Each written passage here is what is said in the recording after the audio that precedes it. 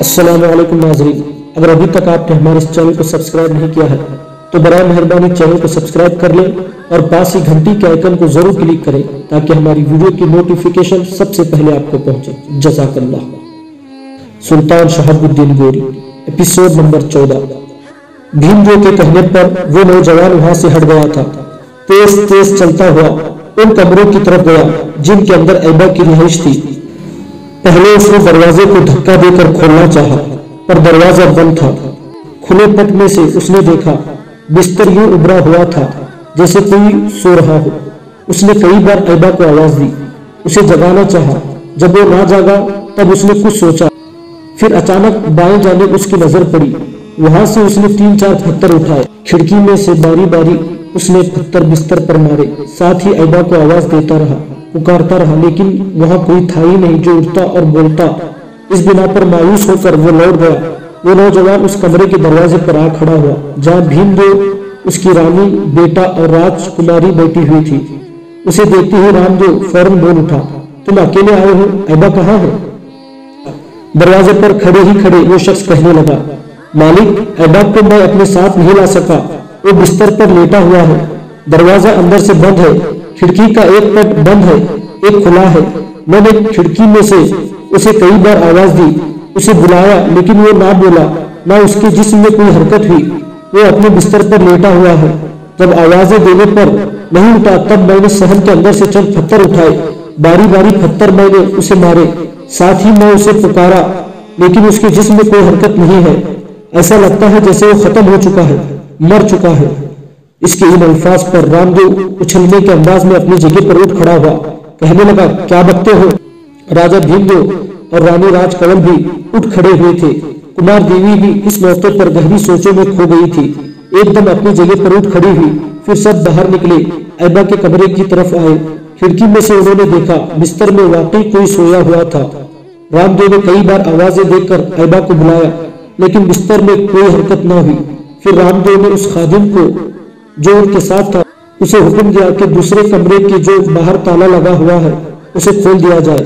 وہ خادم بھاگا گیا، اس قفل کی چابی لے آیا، وہ قفل اس نے کھولا، اسے راستے سے کمار دیوی، رام دیو، بھیم دیو اور رانی راج کنول اندر داخل ہوئی۔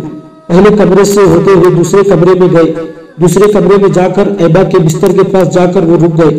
چاروں میں سے کسی کو ہمت نہ ہو رہی تھی کہ آگے بڑھ کر بستر کی چادر ہٹائے، وہ یہی خیال کر رہے تھے کہ ایبا مر چکا ہے۔ آخر رام دیو آگے بڑھا، جب اس نے چادر اٹھائی تب سب دنگ رہ گئے۔ بستر کے اوپر گدے اور تکیوں کو اس طرح شکل دے کر چادر ڈال دی گئی تھی جیسے وہاں کوئی سویا ہوا ہے، اور ایبا کے پاؤں میں جو زنجیر پہنائی گئی تھی وہ بھی بستر کے اوپر پڑی ہوئی تھی۔ سب حیران و پریشان کھڑے رہے۔ پھر اس کمرے میں راج کماری کمار دیوی کی نفرت اور غصے بھری آواز گونجی، اس کا مطلب ہے وہ یہاں سے بھاگ چکا ہے۔ اس موقع پر بھیم دیو نے عجیب سی الجھن میں کمار دیوی کی طرف دیکھا، پھر کہنے لگا، بیٹا وہ کیسے بھاگ سکتا ہے؟ بیٹا وہ کیسے بھاگ سکتا ہے؟ اس کمرے کا جو بیرونی دروازہ ہے وہاں قفل لگایا گیا ہے، اور جو ہم نے ابھی کھولا ہے اس کمرے کو اندر سے زنجیر لگی ہوئی ہے، وہ اس کمرے کو اندر سے زنجیر لگا کر کیسے بھاگ سکتا ہے؟ یہاں تک کہتے کہتے بھیم دیو رک گیا اور بستر پر پڑی ہوئی زنجیر کی طرف دیکھتا ہوا وہ کہنے لگا، یہ زنجیر آخر اس نے کیسے اپنے پاؤں سے اتار دی؟ ساتھ ہی اس نے کمار دیوی کی طرف دیکھا اور کہنے لگا، بیٹی، اس زنجیر میں جو قفل لگایا ہوا تھا اس کی چابی کس کے پاس تھی؟ راجکماری کمار دیوی بڑی پریشانی اور فکر مندی کا اظہار کرتے ہوئے کہنے لگی، پتا جی، وہ چابی میرے پاس تھی، اس وقت بھی وہ چابی میرے پاس محفوظ ہے، اور اس چابی کے علاوہ اس قفل کی کوئی اور چابی بھی نہیں ہے۔ اس موقع پر رام دیو اپنے پتا بھیم دیو کی طرف دیکھتے ہوئے کہنے لگا، پتا جی، میرے ذہن میں بات آ گئی ہے، وہ کس طرح یہاں سے بھاگا ہے۔ بھیم دیو کے بجائے بکھلائے ہوئے انداز میں کمار دیوی نے اس کی طرف دیکھا اور پوچھ لیا، وہ کیسے بھاگا ہے؟ رام دیو نے راج کماری کی طرف نہیں دیکھا بلکہ اپنے باپ بھیم دیو کی طرف دیکھتے ہوئے کہنے لگا، پتا جی، اس نے کسی طریقے سے اپنے پاؤں سے بندھی ہوئی زنجیر کے تالے کو کھول لیا ہوگا۔ میرے خیال میں زنجیر کا تالا کھولنے کے بعد وہ اس کمرے کے دروازے سے باہر نکلا، جس طرح اس نے زنجیر کا تالا کھولا اسی طرح دوسرے کمرے کے باہر جو تالا لگا ہوا تھا اسے بھی کھول لیا، اس لیے کہ دونوں قفل ایک ہی جیسے ہیں۔ फिर उस दरवाजे से वो अंदर आया होगा। इस कमरे को उसने अंदर से जंजीर लगा दी, बिस्तर उस तरह बना दिया जैसे बिस्तर के अंदर वो सोया हुआ है। उसके बाद दूसरे कमरे से वो निकला, कमरे को उसने ताला लगाया और भाग गया। यहां तक कहने के बाद रामदेव रुका, फिर राजकुमारी कुमार देवी की तरफ देखते हुए कहने लगा, अब मेरी बहन ये पूछेगी वो भागा कैसे, इसलिए कि राजमहल के सदर दरवाजे पर तो हर वक्त पहरा रहता है। तो इसका जवाब मैं ये देता हूँ कि ऐबा बड़ा ताकतवर और फुर्तीला लड़का है। मेरे ख्याल में राजमहल की दीवार फांद कर बाहर चला गया होगा। अब आगे ये नहीं पता कि वो शहर के अंदर है, कहीं छुप गया है या किसी न किसी तरह शहर से बाहर निकलने में कामयाब हो गया है। यहाँ तक कहने के बाद रामदेव रुका, फिर अपनी बात को आगे बढ़ाता हुआ कहने लगा, पिताजी इस मौके पर हमसे एक गलती भी हुई है। हमें फसील के सारे दरवाजे के मुहाफिजों को तंबीह कर देनी चाहिए थी कि ऐबा शहर से बाहर ना निकलने पाए। मेरे ख्याल में शाम का खाना खाने के जल्द बाद ही वो शहर से बाहर निकल गया। इस वक्त शहर पनाह के दरवाजे बंद नहीं हुए होंगे, लोग शहर से आते जाते रहते हैं और इन लोगों में वो भी कहीं बाहर निकल गया होगा, किसी ने उसे रोका नहीं होगा। अब जो बात हमारे सामने आती है वो ये है कि उसके पास सवारी नहीं है, हमारे अस्तबल से वो घोड़ा नहीं ले सकता। अगर घोड़ा लेता तो राजमहल के सदर दरवाजे से निकल सकता था और कोई रास्ता नहीं, और राजमहल के मुहाफिज हरगिज उसे ऐसा ना करने देते। रामदेव जब रुका तब अंदेशों का इजहार करते हुए राजकुमारी कुमार देवी कहने लगी, पहले हमें अपने अस्तबल को देखना चाहिए, हो सकता है अस्तबल से उसने कोई घोड़ा ले लिया हो। राजमहल के सदर दरवाजे के मुहाफिजों की गफलत से या उन्हें कुछ दे दिलाकर यहाँ से निकलने में कामयाब हो गया हो। कुमार देवी के इन अल्फाज में भीमदेव ने नफी में गर्दन हिलाई, कहने लगा, ऐसा हो ही नहीं सकता। अगर राजमहल का कोई मुहाफिज ऐसा करे तो मैं उसकी चमड़ी उतार कर रख दूंगा। बहरहाल बेटी, तुम्हारा शक दूर करने के लिए आओ अस्तबल की तरफ चलते हैं। इस पर सब अस्तबल की तरफ गए। अस्तबल के अंदर उनके सारे घोड़े बंधे हुए थे। बड़ी फिक्रमंदी का इजहार करते हुए कुमार देवी ने राजा भीमदेव को मुखातब किया, पिताजी उसने अस्तबल से कोई घोड़ा हासिल नहीं किया। मेरे ख्याल में वो पैदल ही शहर से बाहर निकला है। शहर से बाहर निकलकर कहीं सवारी का बंदोबस्त करेगा। इसके पास इतनी रकम भी नहीं है कि कोई घोड़ा खरीद सके। कुमार देवी की बात काटते हुए रामदेव कहने लगा, उसके पास रकम थी तभी तो वो राजमहल की तरफ से दिया जाने वाला खाना नहीं खाता था, बल्कि बटियार खाने में जाकर खाना खाता था। मेरे ख्याल में शहर से बाहर निकलकर वो कहीं छुप गया है या किसी करीबी सराय का रुख करेगा और वहां से अपने लिए सवारी का बंदोबस्त करके उधर को भाग खड़ा होगा जिधर वो जाना चाहता है। रामदेव की इस गुफ्तगू के जवाब में कुछ देर खामोश रहकर राजा भीमदेव सोचता रहा, फिर हल्के से तबस्सुम में कहने लगा, मेरे ख्याल में उसके भागने को हमें कोई मसला नहीं बनाना चाहिए। अगर वो भागता तो इसके भागने से न हमारा कोई नुकसान है और न ही हम पर कोई हरफे गिरी आती है। इसके अलावा हमें उसके भागने का अफसोस तो उस वक्त हो अगर वो हमारी कोई कीमती चीज लेकर भागा हो। ऐसा भी नहीं हुआ, लिहाजा मेरा ख्याल है अगर वो यहाँ से चला ही गया है तो इस मौजू पर मिट्टी डाल दे। भीमदेव की इस गुफ्तगू से रामदेव खुश हो गया था। कहने लगा, पिताजी ये ठीक है, अगर वो यहाँ नहीं रहना चाहता तो हमें उसको यहाँ जबरदस्ती रखने की क्या जरूरत है। वो हमारा गुलाम भी नहीं था, हम तो उसे एक मुअज़्ज़ज़ मेहमान की तरह राजमहल में रखना चाहते थे। अगर ये हमारी मोहब्बत, ये आसाइश उसे रास नहीं आई तो ना सही, जाने दे उसे। रामदेव के खामोश होने पर इंतहाई गुस्से और गजब का इजहार करते हुए कुमार देवी कहने लगी, क्यों जाने दे पिताजी, हमें उसका ताक़ुब करना चाहिए। शहर के अतराफ में मुख्तलिफ सिमतों में उसके पीछे सवार लगाने चाहिए, उसे पकड़कर यहाँ लाना चाहिए और इस तरह भागने की उसे कड़ी सजा देनी चाहिए। पिताजी, अगर आपकी जगह मैं नहरवाला की राजा होती तो उस ऐबा को जरूर गिरफ्तार करती और दोबारा भागने के जुर्म में उसका सर कलम करने का हुक्म दे देती। जवाब में भीमदेव मुस्कुराया। आगे बढ़कर कुमार देवी को उसने अपने साथ लपेट लिया, उसकी पेशानी चुमी, फिर उसका शाना थपथपाते हुए कहने लगा, बेटे गुस्से और गजब को ठंडा कर दो, वो यहाँ से भाग गया है, भागने दो। जब तुम उससे कोई रिश्ता नहीं रखना चाहती, उससे अपनी सगाई भी तोड़ दी है, तो फिर अगर वो भागता है तो भागने दो। मेरे ख्याल में उसे गिरफ्तार करने के लिए हमें उसका पीछा नहीं करना चाहिए। बहरहाल इस मौजू पर लानत भेजो। अब आओ, कम अज कम अस्तबल से तो बाहर निकले। इसके साथ ही भीमदेव अपनी रानी राजकुमारी और राजकुमार के साथ अस्तबल से निकलकर राजमहल के सुकूनती हिस्से का रुख कर रहा था। सुल्तान शहाबुद्दीन गौरी ने मुल्तान से निकलकर ओश शहर का रुख किया था। मुल्तान का नज़्म व नसूख मुकम्मल तौर पर उसने दुरुस्त कर लिया था और अब वो ओश शहर पर हमलावर होने के इरादे से निकला था।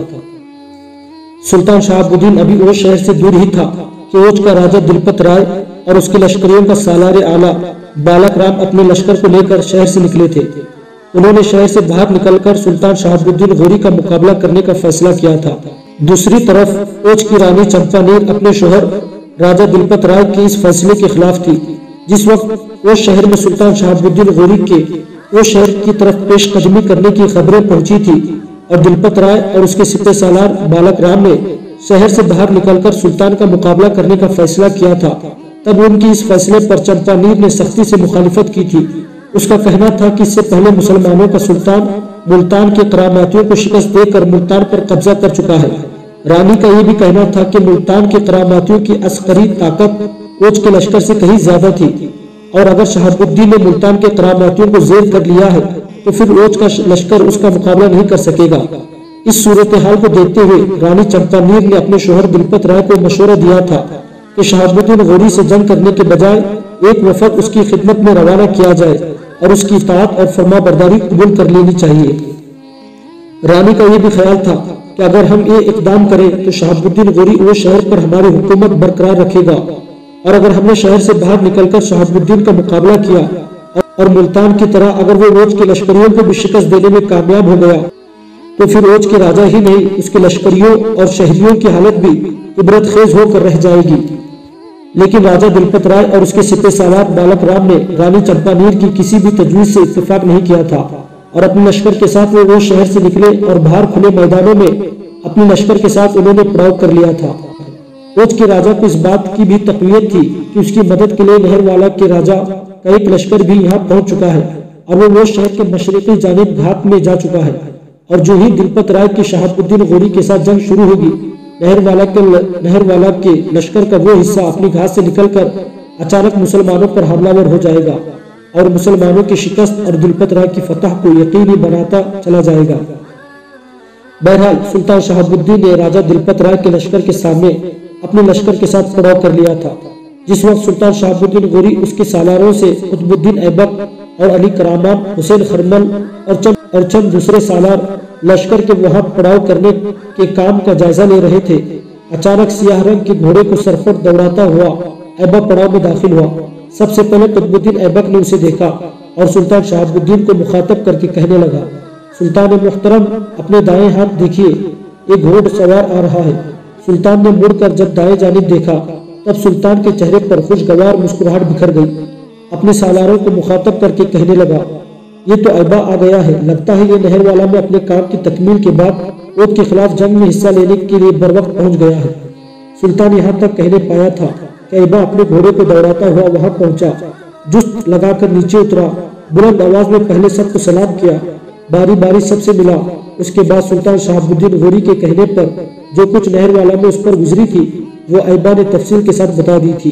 ऐबा के खामोश हो जाने पर सुल्तान किसी कदर मुतमईन अंदाज में ऐबा को मुखातब करके कहने लगा, ऐबा तुमने अच्छा किया लौट आए। बहरहाल नहरवाला के राजा को हम खुला नहीं छोड़ेंगे। ओच से निपटने के बाद खुदावंद को मंजूर हुआ तो हम नहरवाला को रुख भी करेंगे। यहाँ तक कहते कहते सुल्तान शहाबुद्दीन गौरी को रुक जाना पड़ा, इसलिए कि उसी लम्हे सुल्तान के दो मुखबिर सुल्तान के पास पहुंचे। सुल्तान को मुखातब करके वो कुछ कहना ही चाहते थे कि सुल्तान ने खुद ही उन्हें मुखातब करने में पहल की, क्या तुम कोई अच्छी खबर लेकर आए हो? इस पर उन दोनों में से एक कासिद बोल उठा, सुल्तान मुहतरम बस हम एक खबर लेकर आए हैं, अच्छी है या बुरी इसका अंदाजा आप खुद लगा लीजिए।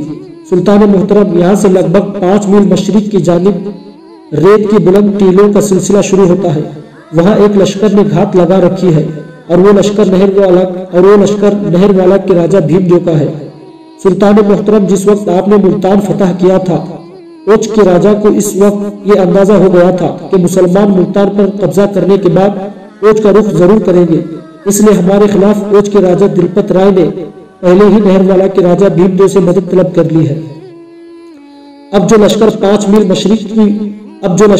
मील मशरिक में रेत के टीलों में घात लगाए हुए है वो नहरवाला के राजा का है और जंग शुरू होने के बाद वो लश्कर जब मुनासिब मौका देखेगा तो अपनी घात से निकलकर हम पर हमलावर होने की कोशिश करेगा। सुल्तान ने आने वाले उन मुखबिरों का शुक्रिया अदा किया और उन्हें फिर से अपने काम में लग जाने की हिदायत जारी की। उसके साथ ही वो मुखबिर वहां से हट गए। उनके जाने के बाद सुल्तान शहाबुद्दीन ने अपने सारे सालारों को, जिनमें ऐबा भी शामिल था, अपने मस्जिद करीब बुलाया। जब वो सुल्तान के बिल्कुल नजदीक आकर खड़े हुए तब सरगोशी के अंदाज में उन्हें मुखातब करते हुए सुल्तान शहाबुद्दीन कह रहे थे, मेरे अजीज साथियों, पहले सामने ओज के राजा दिलपत राय के लश्कर को देखो। तादाद में उसका लश्कर हमारे लश्कर से ज्यादा है, पर हमने उसकी कसरत को कोई अहमियत नहीं दी, इसलिए कि इससे पहले मुल्तान के करामातियों का लश्कर भी हमसे बड़ा था। बल्कि जो लश्कर दिलपत राय लेकर आया है, करामातियों का लश्कर उससे भी कहीं बड़ा था, लेकिन हमने उसे भी शिकस्त देकर मुल्तान पर कब्जा किया है। अब दिलपत राय से हम बाद में निपटेंगे। पहले मेहरवाला के राजा के इस लश्कर पर हमलावर होना चाहिए जो घाट में बैठा हुआ है। मेरे अजीज साथियों, इस वक्त सूरज गुरूब होने के लिए झुक रहा है, लिहाजा दिलपत राय आने वाली सुबह को यकीनन हमारे खिलाफ जंग की इब्तिदा करेगा, लेकिन इससे पहले हम उसे मेहरवाला के राजा की मदद से महरूम कर देना चाहते हैं। मैं चाहता हूं कि आने वाली रात को लश्कर का एक हिस्सा मशरिक के उन टेलों की तरफ जाए जहां मेहरवाला के लश्कर ने घात लगाई है और उन पर शब खून मारे। वो चूंकि हमारे शब खून की तौक़ी नहीं रखते होंगे, लिहाजा रात के वक्त वो यकीनन हथियार खोलकर आराम कर रहे होंगे। हमें उसी सूरत हाल से फायदा उठाकर मेहरवाला के राजा के लश्कर का किला कम कर देना चाहिए। इसके बाद आने वाली सुबह को दिलपत राय से टकराना चाहिए। यहाँ तक कहने के बाद सुल्तान शहाबुद्दीन गौरी जब खामोश हुआ तब कुतुबुद्दीन ऐबक सुल्तान की तरफ देखते हुए बोल उठा, सुल्तान मोहतरम, मैं नहीं जानता इससे आगे आप क्या कहना चाहते हैं, लेकिन इस मौजू पर मैं भी कुछ कहना चाहता हूँ। आप लश्कर का एक हिस्सा मेरे हवाले कर दीजिएगा। इसके बाद आप देखिएगा कि मैं रेत के टीलों में घात लगाने वाले मेहरवाला के लश्कर का क्या हश्र करता हूँ। साथ ही मेरी ये भी इल्तिमास है कि ऐबा को भी मेरे पास कर दीजिएगा। मैं उस शब खून के दौरान उसे खुद काम लूंगा। कुतुबुद्दीन ऐबक जब खामोश हुआ तब सुल्तान शहाबुद्दीन गौरी मुस्कुराते हुए कहने लगा, ऐबा, जो कुछ मैं कहना चाहता था वो तुमने खुद ही कह दिया है। आने वाली शब को तुम और ऐबा एक लश्कर लेकर मेहरवाला के राजा के लश्कर पर शब खुद मारना और जिस कदर उन्हें नुकसान पहुंचा सकते हो पहुंचाना। मेहरवाला के राजा के लश्कर को इस काबिल न छोड़ना कि वो कल दिन के वक्त दिलपत राय की मदद के काबिल रहे। इसके साथ ही सुल्तान बाएं जानिब हटा और सारे सालारों को मुखातब करके कहने लगा, अब आओ लश्कर के पड़ाव का जायजा लेते हैं। लश्करियों के खाना तैयार करने का हुक्म दे दिया जाए। थोड़ी देर बाद मगरिब की नमाज का वक्त भी हो जाएगा। इसके साथ ही सारे सालार सुल्तान शहाबुद्दीन गौरी के साथ हो लिए थे। रात रास्तों को वीरान, फिजाओं को सुनसान करती, चारों तरफ ख्वाबों की दलदल बिछाती, गूंजों के चकराते लहराते भंवर की तरह भागती चली जा रही थी। ऐसे में मेहरवाला के राजा भीमदेव का लश्कर भी बेकरार सहराई वीरानों में इस तरह पड़ा था जैसे तबाही को जेर करके वो पुरसुकून हो गए हो।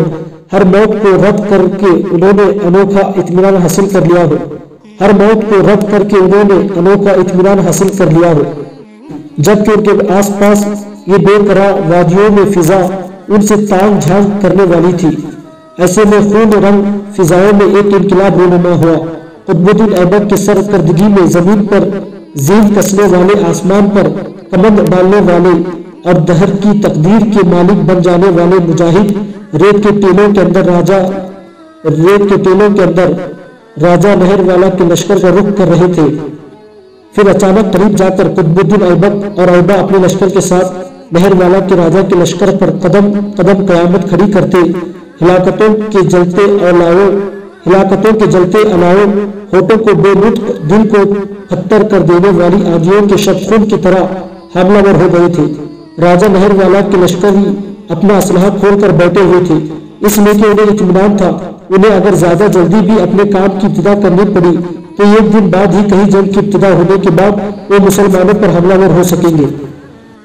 लेकिन यहाँ कुतुबुद्दीन ऐबक और ऐबा ने जो शबखून मारा तो इस शबखून के बाद उनके हवस एक तरह से मुअत्तिल होकर रह गए थे। मेहरवाला के राजा भीमदेव के इस लश्कर का जो सालार था उसने अपनी तरफ से बड़ी कोशिश की कि जल्दी जल्दी अपने लश्कर को तैयार करके हमलावरों का मुकाबला करने के काबिल कर सके, लेकिन देर हो चुकी थी।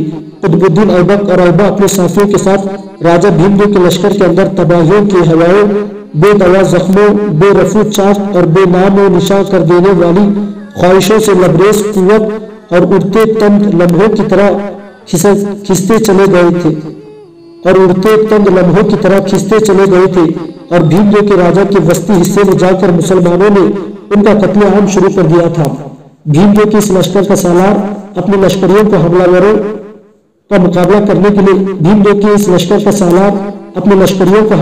का मुकाबला करने के लिए उभार रहा था। जब उसने देखा कि उसके लश्कर का मुकम्मल तौर पर कत्लेआम शुरू हो चुका है और अब मुकाबला बेकार है, तब वो भाग खड़ा हुआ। इस मौके पर अय्बा ने, जो उस लश्कर के सालार के करीब ही था, अपनी तिरकस से एक तीर निकाला। उस तीर के परों के साथ कपड़े का एक छोटा सा टुकड़ा बांधा हुआ था। फिर जब उसने ताक कर तीर मारा तो तीर भीमदेव के लश्कर के सालार का सीना चीरता हुआ निकल गया था। भीमदेव के लश्कर का सालार तीर लगने से जेल पर धरा हो गया था। ताहम अपने घोड़े को एड़ पर एड़ लगाते हुए वो अपने उन साथियों के साथ हो लिया था जो शिकस्त उठाकर मशरिक की तरफ भागे थे। इस तरह रात की तारीकी में कुतुबुद्दीन ऐबक और अय्बा ने अपने साथियों के साथ भीमदेव के लश्कर पर कामयाब शबखुर मारा और भीमदेव के लश्करी शिकस्त उठाकर मशरिक की तरफ भागे। शायद उन्होंने अपने शहर नहरवाला का रुख कर दिया था। उनके पास खुराक और असलहा की सूरत में जिस कदर सामान था, वो सारा कुतुबुद्दीन ऐबक ने अपने लश्करों के साथ सिमटा और सूरज तुलू होने से पहल वो अपने लश्कर में वापस चला गया था।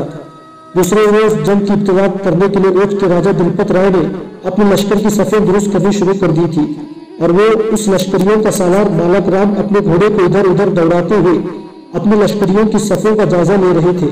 ऐन उसी लम्हे उनका एक आदमी अपने घोड़े को सरफट दौड़ाता हुआ आया और उस जगह आकर रुका जहां दिलपत राय और बालक राम दोनों खड़े थे। अपने घोड़े से वो उतरा, गर्दन को खम करते हुए दिलपत राय को ताज़ीम देते कहने लगा, मालिक, मैं एक बुरी खबर लेकर आया हूँ। नहरवाला का राजा भीमदेव ने हमारी मदद के लिए जो लश्कर भेजा था, उसकी तरफ से अब हमें कोई उम्मीद नहीं रखनी चाहिए। आने वाले मुखबिर के अल्फाज पर दिलपत राय और बालक राम दोनों ही परेशान हो गए थे। दिलपत राय ने उसे मुखातब किया, क्या कहना चाहते हो, खुलकर कहो। क्या भीमदेव का वो लश्कर वापस चला गया है और उसने हमारी मदद करने से इनकार कर दिया है? इस पर मुखबिर ने पहले नफी में गर्दन हिलाई, फिर कहने लगा, मालिक, ऐसी बात नहीं है। गुज़िश्ता शब मुसलमानों के लश्कर का एक हिस्सा भीमदेव के लश्कर पर हमलावर हुआ। उन्होंने ऐसा सख्त और जानलेवा शब्दों भीमदेव के लश्कर पर मारा कि भीमदेव के लश्कर की अक्सरियत को उन्होंने मौत के घाट उतार दिया और बहुत कम लश्करियों को अपनी जानें बचाना नसीब हुआ और जो अपनी जानें बचाने में कामयाब हुए वो नहरवाला की तरफ भाग गए हैं। भीमदेव के इस लश्कर का जो सालार था, उसे भी किसी मुसलमान लश्करी का तीर लगा था। कुछ दूर तक वो अपने साथियों के साथ भागता रहा, लेकिन रास्ते में दम तोड़ गया था। उसके साथी उसकी लाश को नहरवाला की तरफ ले गए थे। लिहाजा भीमदेव के लश्कर की तरफ से अब हमें किसी मदद और ताउन की उम्मीद और तोटी नहीं रखनी चाहिए। ये खबर देने के बाद वो मुखबिर चला गया। तब दिलपत राय और उसका सालार बालक राम थोड़ी देर तक चुपचाप अपनी जगह पर खड़े रहे। फिर दिलपत राय ने बालक राम को मुखातब किया, बालक राम, मैं समझता हूँ जंग की इब्तिदा ही बुरे शुगुन से होने वाली है। बालक राम, मैं समझता हूँ जंग की इब्तिदा ही बुरे शुगुन से होने लगी है।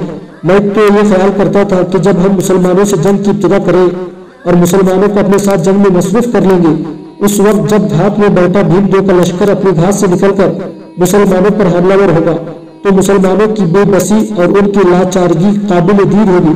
लेकिन लगता है हालात कुछ और ही रुख इख्तियार करने वाले हैं। यहाँ तक कहने के बाद दिलपत राय रुका। फिर शायद उसे एहसास हो गया था कि उसकी ये मायूसाना गुफ्तगू का असर न सिर्फ उसके सिपह सालार पर होगा बल्कि लश्करियों पर भी उसकी मनफी असरात होंगे। लिहाजा एकदम उसने अपने आप को संभाला और अपने सालार बालक राम को मुखातब करके कहने लगा, बालक राम, जरा मुड़ कर मुसलमानों के लश्कर की तरफ देखो। अपने लश्कर से मुतालिक तुम खुद जानते हो। ये बताओ, मुसलमान के लश्कर की निस्बत हमारा लश्कर किस कदर तादाद में ज्यादा है? इस मौके पर बालक राम के चेहरे पर हल्का सा तबस्सुम नमूदार हुआ। कुछ देर तक सुल्तान शहाबुद्दीन गौरी के लश्कर का जायजा लेता रहा। फिर दिलपत राय की तरफ देखते हुए कहने लगा, महाराजा, जहाँ तक मेरा अंदाजा है हमारा लश्कर मुसलमानों के लश्कर से दुगने के करीब करीब होगा। ये अल्फाज बालक राम ने बुलंद आवाज में कहे थे ताकि इसके लश्करी भी सुन ले। जवाब में राजा दिलपत राय भी बालक राम ही की तरह ऊंची आवाज में कहने लगा, जब हमारे अपने लश्कर की तादाद शहाबुद्दीन गौरी के लश्कर से दुगनी है, साथ ही नहरवाला के राजा का लश्कर भी हमारी मदद को पहुंचा है और वो घात में बैठा हुआ है, तो फिर हमें उन मुसलमानों से डरने या जंग की इब्तिदा ताखीर से करने की क्या जरूरत है? میں چاہتا ہوں کہ ہم خود مسلمانوں کے لشکر پر حملہ ور ہونے کی ابتدا کریں۔ اس طرح ان پر ہمارا رعب، ہمارا خوف طاری ہو جائے گا، اور وہ یہ سمجھنے لگیں گے کہ ہم نہ ان کی آمد سے خوف زدہ ہیں اور نہ ان سے ٹکرانے سے گریزاں ہیں۔ یہاں تک کہنے کے بعد دلپت رائے نے عجیب سے انداز میں بالک رام کی طرف دیکھا، پھر اپنے گھوڑے کو اس کے قریب لے گیا اور سرگوشی کے انداز میں کہنے لگا، بالک رام، یہ جو میں نے الفاظ ادا کیے ہیں جان بوجھ کر ادا کیے ہیں تاکہ ہمارے لشکریوں میں سے کسی کو خبر نہ ہو کہ رات کو مسلمانوں نے شب خون مار کر بھیڑ کے لشکر کو کاٹ دیا ہے، اور شب خون سے جو بچ نکلے ہیں وہ نہر والا کی طرف بھاگ گئے ہیں۔ اگر یہ خبر لشکر میں پھیل گئی تو لشکریوں کے اندر ایک طرح کی بددلی پھیل جائے گی، میں ایسا نہیں چاہتا۔ اسی بنا پر میں نے اونچی آواز میں کہا ہے کہ ہمارے اپنے لشکر کی تعداد مسلمانوں کے لشکر سے دگنی ہے، اور نہر والا کا راجہ کا لشکر بھی ہماری مدد کے لیے پہنچ چکا ہے۔ اس طرح ہماری لشکری مسلمانوں کے خلاف جان توڑ کر لڑیں گے اور اپنی فتح کو یقینی بنانے کی کوشش کریں گے۔ دلپت رائے کے الفاظ سے بالک رام بھی خوش ہو گیا تھا، پھر دلپت رائے کو مخاطب کر کے کہنے لگا، مہاراجا، میرے خیال میں اب ہمیں اپنے لشکریوں کو انتظار کر کے قرب میں نہیں ڈالنا چاہیے، ہمیں خود جنگ کی ابتدا کر دینی چاہیے۔ اگر جنگ کی ابتدا ہماری طرف سے ہو تو اس کا ہمیں فائدہ ہوگا، مسلمان لشکریوں پر ہمارا رعب اور خوف طاری ہوگا کہ ہم خود ان پر حملہ ور ہونے کی جرأت اور ہمت رکھتے ہیں۔ دلپت رائے نے بالک رام کے ان الفاظ سے اتفاق کیا۔ اس کے بعد اپنے چھوٹے سالاروں کے ساتھ جنگ کے دوران لشکر کی ترتیب اور تنظیم کو آخری شکل دینے کے بعد دلپت رائے نے بالک رام کے ان الفاظ سے اتفاق کیا۔ اس کے بعد اپنے چھوٹے سالاروں کے ساتھ جنگ کے دوران لشکر کی ترتیب اور تنظیم کو آخری شکل دینے کے بعد دلپت رائے نے حملہ ور ہونے کے لیے اپنے لشکر کو آگے بڑھایا تھا۔ دلپت رائے کے حکم پر اس کے لشکری پہلے چیتوں کی چنگاڑ کی طرح نعرے بلند کرنے لگے۔ جواب میں سلطان شہاب الدین غوری کے لشکر میں بھی ہر صدا کو بے صدا، ہر خروش کو بے بصر، ہر آواز کو در بدر کر دینے والی تیز ہواؤں کے فسوع کی طرح تکبیریں بلند ہونا شروع ہو گئی تھی۔ پھر دیکھتے ہی دیکھتے دلپت رائے، اس کا سپہ سالار بالک رام اپنے لشکر کے ساتھ مسلمانوں پر تمدن اور ثقافت اور شرافت کا خون کرتے مسترد اور سرگردہ انتشار انسانیت کی اقدار کا علم سرنگو کر کے تنزل برپا کر دیتی موت کی چاد اور تباہی کی ابدی خوف دکھاتی وہموں کی سیاہی کی طرح حملہ ور ہو گئے تھے۔ دوسری طرف سلطان شہاب الدین اس کے سالاروں اور لشکریوں نے بھی جوابی کارروائی شروع کی۔ تکبیریں بلند کر کے وہ دلپت رائے اور بالک رام کے لشکر پر وقت کے علاوہ پر جسموں کا آشوب بنتی اور آنسو کے صحیفے رقم کرتی غموں کی ہولناک شدت در اور دیار کی تقدیر بدلتی اذیتوں اور سمراٹ فضاؤں میں زہر آلود رشتے کھڑی کرتی جذبات کی خوفناک شدت کی طرح حملہ ور ہو گئے تھے۔ دونوں طرف سے لشکری ایک دوسرے پر دکھوں کی چھائے، خون کی بارش، جبر و قہر کی دھوپ، پھپری موجوں اور دکھتی انگاروں کی طرح نزول کرنے لگے تھے۔ منزل سے بھٹکتے کاروانوں، راستے کی دھول اور فضاؤں کی دھوئیں کی طرح جسم اور روح ایک دوسرے سے جدا ہونا شروع ہو گئے تھے۔ لمحوں کے اندر ہی میدان جنگ رفتہ سیل محشر کی صورت اختیار کر گیا تھا۔ انتقام کی فشار آتش چاروں طرف بھٹک اٹھی تھی، تن اور من گھائل کرتی موت ہر سمت شب خون مارنے لگی تھی، سانسوں کی ڈوریاں کٹنے لگی تھی، ذرے ذرے پر خوف و ہراس پھیلنا شروع ہو گیا تھا۔ لمحے لمحے میں وحشت رقص کر اٹھی تھی۔ کچھ دیر تک دونوں لشکریوں میں اوچھ شہر کی نوا میں ہولناک جنگ ہوتی رہی۔ دلپت رائے اور بالک رام کے لشکر کی تعداد زیادہ تھی۔ دونوں نے اپنی طرف سے پوری کوشش کی کہ کسی نہ کسی طرح شہاب الدین غوری کے لشکر پر حاوی ہو کر اسے پسپا ہونے پر مجبور کر دے، لیکن ان کی ہر کوشش، ان کی ہر جد و جہد اور جتن ناکام ہی رہی، اور پھر جو جنگ طول پکڑنے لگی، شہاب الدین کے لشکری بڑی تیزی سے دلپت رائے کے لشکر کی تعداد کم کرنے لگے تھے، اور پھر آہستہ آہستہ وقت کی آنکھ نے دیکھا شہاب الدین غوری کے لشکر کے مقابلے میں دلپت رائے کے لشکر کی حالت تمناؤں کے بنجر زمینوں، منحوس ساعتوں، زرد چہروں، اجاڑ موسموں میں اجڑی بستیوں اور دکھوں کے اندھے کنویں سے بھی ابتر ہونا شروع ہو چکی تھی۔ دلپت رائے جو اپنے لشکر کے وسط میں رہتے ہوئے اپنے لشکریوں کو جنگ کے لیے ابھار رہا تھا، اس نے یہ بھی دیکھا کہ اس کے لشکر کی اگلی صفیں پامال ہو چکی تھی۔ پچھلی صفوں کے لشکری آگے جانے کے لیے جی چرا رہے تھے، جبکہ سامنے کی طرف سے مسلمانوں کی قسمت کا منہ چڑھاتی تلواریں بڑی تیزی سے اس کے لشکر کی تعداد کم کرتی چلی جا رہی تھی۔ دلپت رائے نے جب دیکھا کہ جس طرح اس کے لشکر کا قتل عام شروع ہو چکا ہے اگر یہ قتل عام جاری رہا تو اس کے لشکر کی تعداد سلطان شہاب الدین غوری کے لشکر سے بھی کم ہو کر رہ جائے گی، لہذا شکست قبول کرتے ہوئے وہ بھاگ کھڑا ہوا۔ شہاب الدین غوری اور اس کے سالاروں نے بھاگتے دشمن کو تعقب کیا اور شہر کی فصیلوں تک دلپت رائے کے لشکر کی تعداد مزید کم کر دی۔ بہرحال دلپت رائے شکست اٹھا کر وہ شہر میں داخل ہوا، شہر پناہ کے دروازے بند کر دیے، پھر اس میں محصور رہ کر سلطان شہاب الدین غوری کا مقابلہ کرنے کا تہیہ کر لیا تھا۔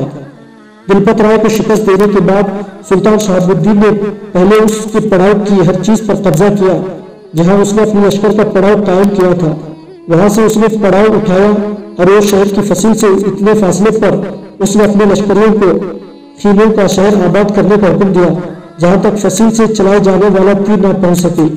اس طرح شہاب الدین کا حکم ملتے ہی بڑی تیزی سے پڑاؤ قائم ہونے لگا، خیمے نصب کیے جانے لگے، ساتھ ہی ساتھ زخمیوں کی دیکھ بھال بھی ہونے لگی تھی۔ سلطان شہاب الدین نے اوچھ شہر کے نواح میں اوچھ کے راجہ کو بدترین شکست دینے کے بعد شہر کا محاصرہ کر لیا تھا۔